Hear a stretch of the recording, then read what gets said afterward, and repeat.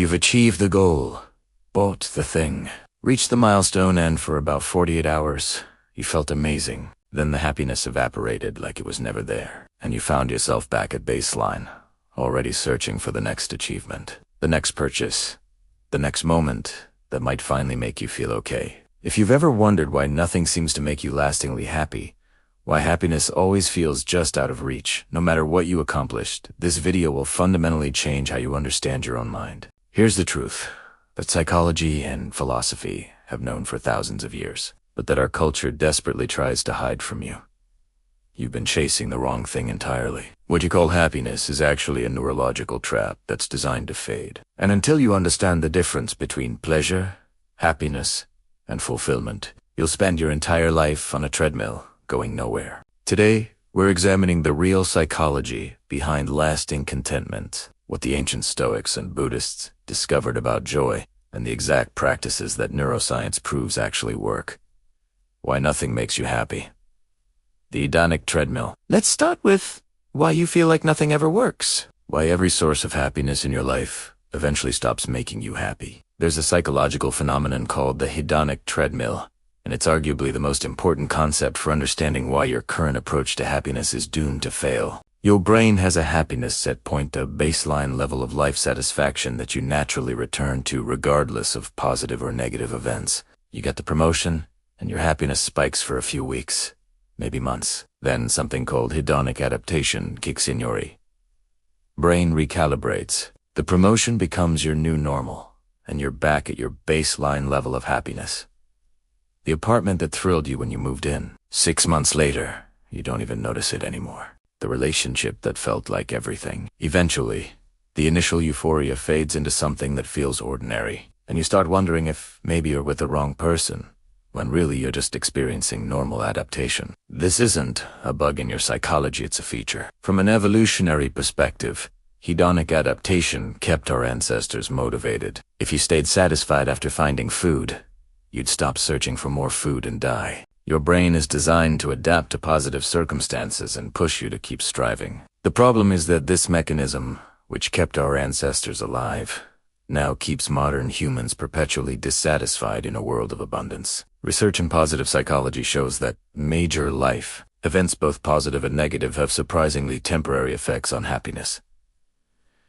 Lottery winners return to baseline happiness within a year. People who become paralyzed in accidents show remarkable adaptation and return closer to their baseline than you'd imagine. Your brain is constantly adjusting the baseline, which means chasing external circumstances as a happiness strategy is fundamentally futile. You're running on a treadmill where the speed automatically adjusts to keep you in the same place. The neuroscience. Why your brain sabotages your happiness. Now let's talk about what's actually happening in your brain when you experience what you call happiness. Because understanding the neuroscience reveals why you've been confused about what you're even chasing. There are two primary neurochemical systems involved in what people call happiness, and confusing them is the root of most people's suffering. Dopamine is the anticipation and motivation neurotransmitter. It spikes when you're pursuing a goal. Scrolling social media, looking for the next interesting post, shopping for something new, chasing a romantic interest. Dopamine feels good. It's that sense of excitement and possibility. But here's the crucial point. Dopamine is designed to spike and crash. It's the neurotransmitter of wanting, not having. This is why you feel more excited shopping for something than you do after you buy it. Why the pursuit of a goal often feels better than the achievement. Serotonin, on the other hand, is associated with contentment, satisfaction, and stable well-being. It's elevated by things like sunlight, exercise, social connection, sense of purpose. Serotonin doesn't spike dramatically. It provides a steadier, calmer sense that things are okay. The problem is that modern life is engineered to hijack your dopamine system. Social media, online shopping, dating apps, video games, junk food, all of these are dopamine slot machines designed to give you hits of wanting without ever satisfying you. Your prefrontal cortex, the rationale, planning part of your brain, keeps telling you that the next achievement will finally make you happy. But your limbic system, the emotional brain, is running on ancient programming that treats every satisfied desire as the new baseline. You achieve something, dopamine spikes, then crashes, and your limbic system immediately recalibrates. Okay, that's normal now. What's next? You're caught in a loop where your conscious mind believes the next thing will work, but your unconscious brain is designed to ensure it won't.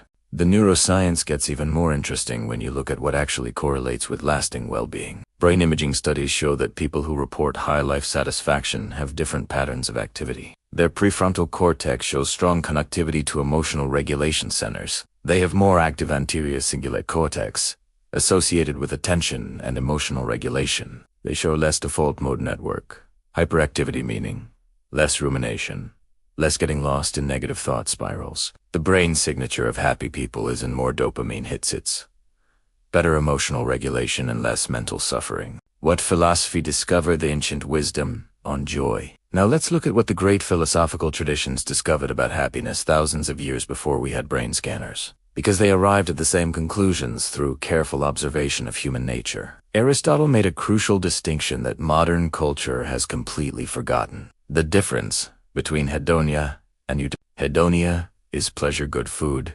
entertainment, comfort, excitement. There's nothing wrong with hedonic pleasure, but Aristotle recognized it's fleeting and never satisfying for long. Eudaimonia, on the other hand, is flourishing or fulfillment. It's the deep satisfaction that comes from living according to your values, developing your potential, contributing something meaningful. Hedonia asks, what feels good right now? Eudaimonia asks, what kind of person am I becoming, and what kind of life am I building? The Stoics Marcus Aurelius, Epictetus, Seneca took this further with a radical claim. Happiness is entirely within your control, but only if you stop trying to find it in external circumstances. Marcus Aurelius wrote, very little is needed to make a happy life. It is all within yourself, in your way of thinking. The Stoics weren't saying, ignore external circumstances. They were saying your happiness cannot depend on them, because external circumstances are inherently unstable and outside your control. Stoic joy comes from what they called living in accordance with nature, meaning living according to reason, virtue, and your authentic values, rather than being tossed around by external events and other people's opinions. When your happiness depends on getting the promotion, maintaining your relationship, having people approve of you, you've made yourself a slave to circumstances. When your happiness comes from knowing you're living with integrity, courage, wisdom, and kindness regardless of outcomes, you've found something external events cannot touch. Buddhist philosophy addresses this from another angle with the concept of dukkha, often translated as suffering, but more accurately, the Buddha's core insight was that craving is the root of suffering. Not craving in the sense of wanting anything at all, but craving in the sense of desperately grasping, of believing that happiness exists in getting and keeping external things. When you crave something, you suffer in its absence. When you obtain it, you suffer from the fear of losing it and the reality of its The hedonic treadmill, explained 2,500 years ago. The Buddhist solution isn't to stop wanting anything, it's to shift from craving to what they call preferences. You can prefer certain outcomes while remaining unattached to them, meeting whatever happens with equanimity. This is almost identical to the Stoic concept of preferred indifference. Health is preferable to illness, but your inner tranquility doesn't depend on which you experience. This is the philosophical foundation of lasting happiness.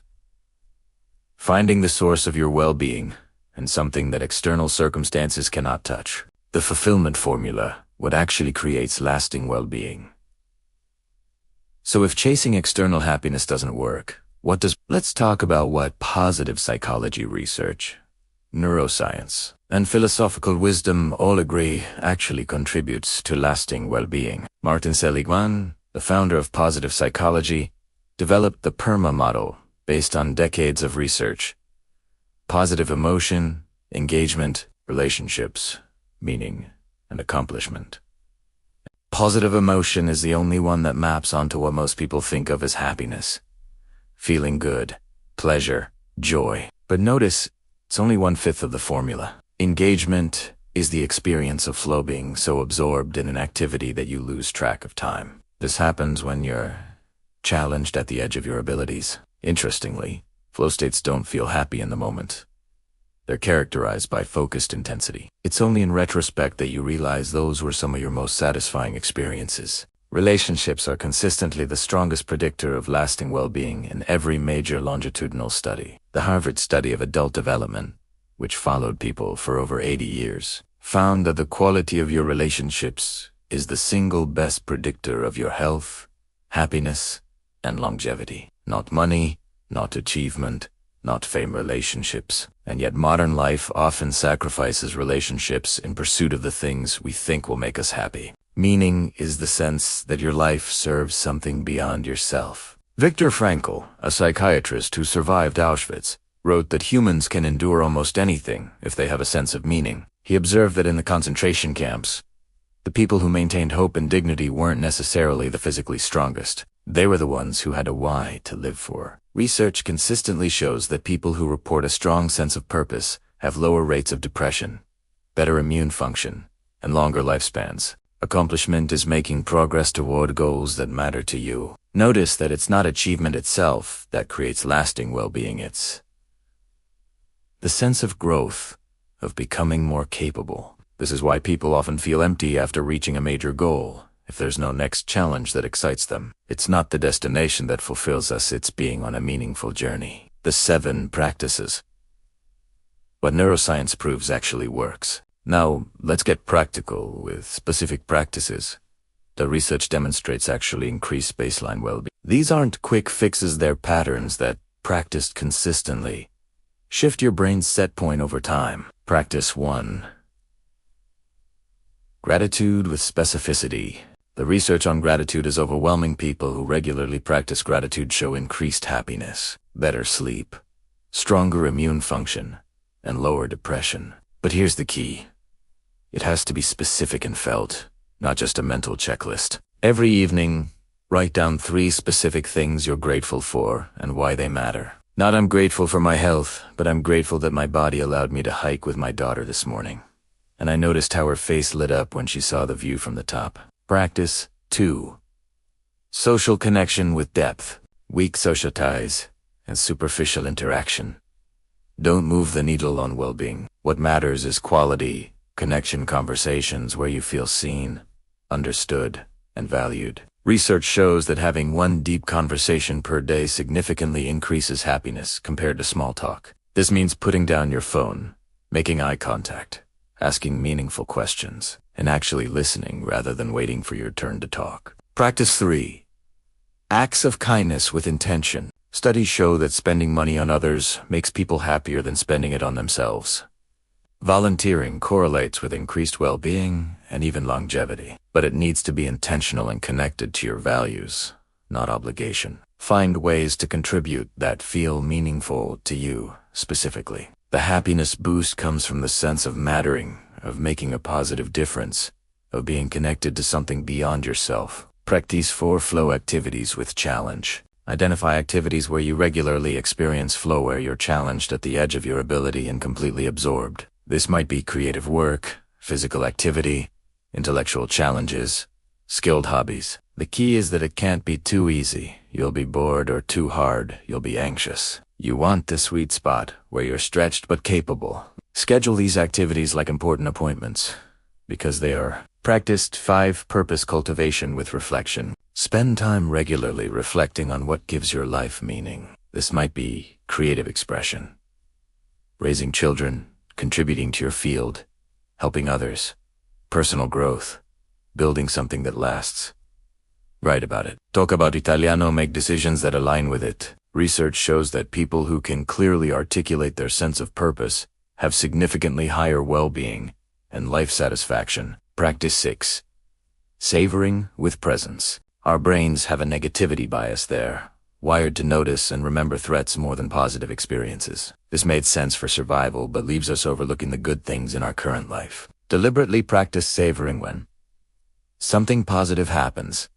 Pause and fully experience it. Tell someone about it. Write about it.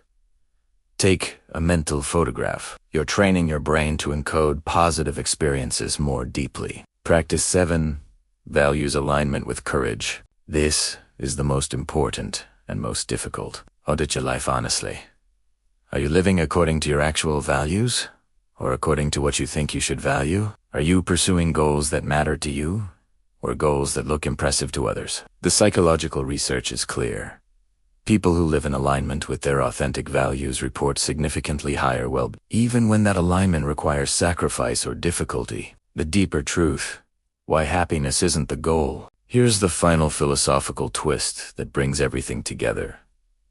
Happiness might not actually be the right goal. Aristotle, the Stoics, the Buddhists, and modern psychology all converge on this. A life spent pursuing happiness tends to produce less happiness than a life spent pursuing meaning, growth, and contribution. This is the hedonic paradox. Happiness is what happens when you're focused on something other than happiness. When you're deeply engaged in meaningful work, when you're contributing to someone else's well-being, when you're growing and learning, when you're living courageously according to your values. Is a byproduct, not the goal. It emerges as a side effect of a life well lived. The people who scored highest on life satisfaction measures aren't the ones who prioritized happiness, they're the ones who prioritized purpose, growth, and connection. They're the ones who developed themselves, contributed something, built relationships, and lived authentically. The happiness came along for the ride, but it wasn't the destination. Called to action. So here's your homework. Your first step toward building lasting well-being instead of chasing fleeting happiness. Choose one, Jess. One of the 7 practices from this video. Maybe it's the gratitude practice every evening. Maybe it's scheduling one flow activity per week. Maybe it's having one deep conversation every day. Start there. Practice it consistently for 30 days. You're not trying to feel happy all the time. That's neurologically impossible and philosophically misguided. You're building a life that produces lasting well-being as a natural consequence. You're training your brain toward contentment rather than constant craving. You're aligning your daily actions with your deeper values. If this video changed how you think about happiness and fulfillment, subscribe to The Examined Mind for more content where psychology, neuroscience, and philosophy converge to help you understand your mind and live better. Drop a comment telling me which of the 7 practices you're committing to. I read every comment. Next week, we're examining why you procrastinate, even when you desperately want to succeed, and what the psychology of self-sabotage reveals about the unconscious forces controlling your behavior. Thanks for thinking with me. Now go build something more valuable than happiness. Build a meaningful life.